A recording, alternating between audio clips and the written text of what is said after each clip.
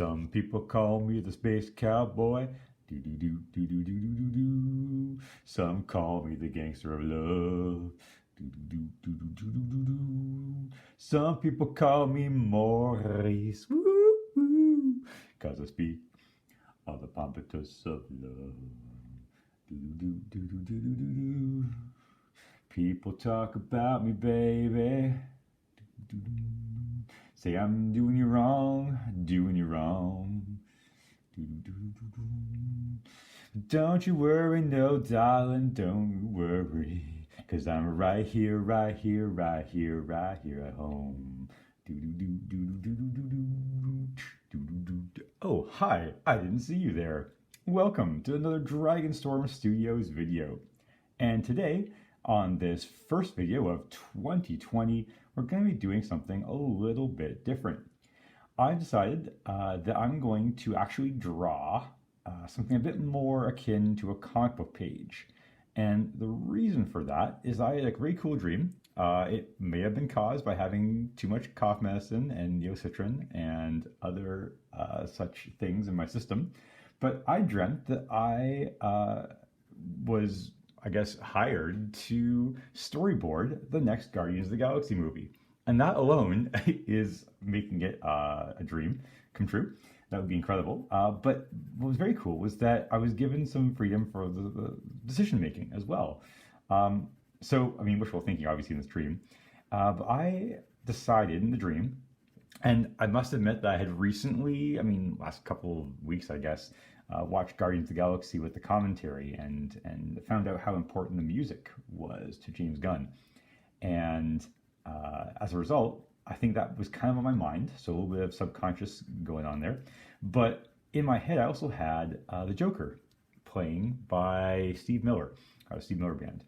And it was that song playing over the introduction, the reintroduction, I guess, of the characters. So you had all of the characters like Groot and Rocket, of course, and Mantis, who was there, as well as Thor. Now it occurs to me after the fact that Thor is, I think, anyways, the Thor 4, the Love and Thunder movie is coming out before Guardians 3 comes out. So I'm sure that by then Thor will have kind of worked on his physique since Endgame. But this is how the dream went, so I'm going to draw it as is, and obviously I can adjust it later if I need to. But in the dream, you had the characters introducing themselves to the lyrics of that song without really knowing it, and Starlod, of course, is reacting to all of that with his usual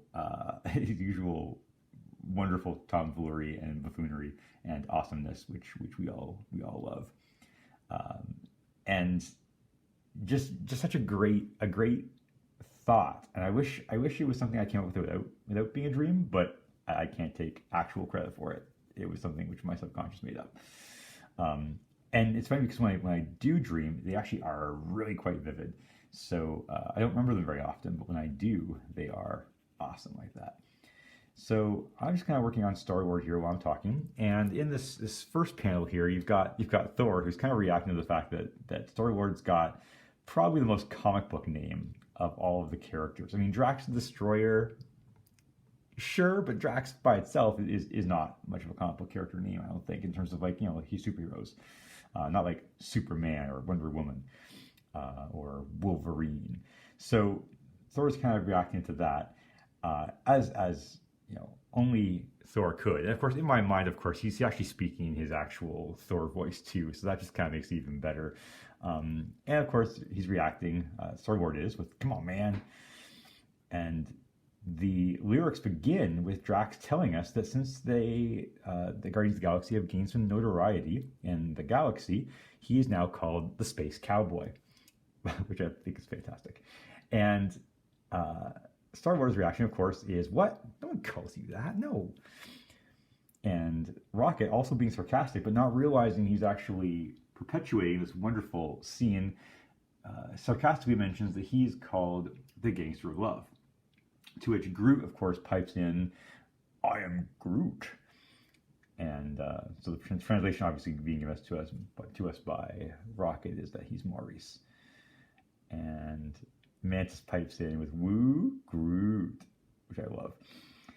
And they're going to have Gamora come in and ask if someone's talking about the Pompatus of Love. And Starlord's reaction is just, no way! He can't believe that this group has basically relived an Earth song in their actual lives, which is wonderful. So 1973, I believe, is when the Joker came out. So if Star-Lord, Peter Quill, was abducted mid-80s, and he was, I'd say about 12 maybe. Like I don't know if we're actually told, but he would have known of the song. Obviously back then things were a bit different in terms of how much was out there. There weren't as many styles as there are nowadays, and more importantly, those sorts of songs like the Joker they kind of perpetuated, they kind of stuck around in the public zeitgeist, as it were, which is wonderful. And of course, then we zoom outside the ship, and we've got it's the Benatar, the second ship, is flying around there with the lyrics going into space. So I thought it was kind of fun. I'm not sure if this video is really all that much about what to draw or how to draw, but more in terms of just kind of letting your inspiration take you wherever it goes.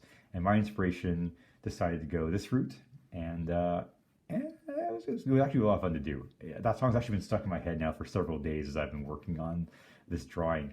And the one warning I can give you about when it comes to doing anything with panels like this is to plan it out very carefully. I'm not sure if you could see or not, but this area here was kind of redone a couple times. So I had to make sure I planned it very carefully. I wish I planned it a little bit more before I started, but I actually am happy with how it's turning out. So I'll keep working on this, and I will post a version of how it turns out when I'm finished here, and you can see how it turns out. Thanks so much for watching. Have a fantastic new year. Happy 2021.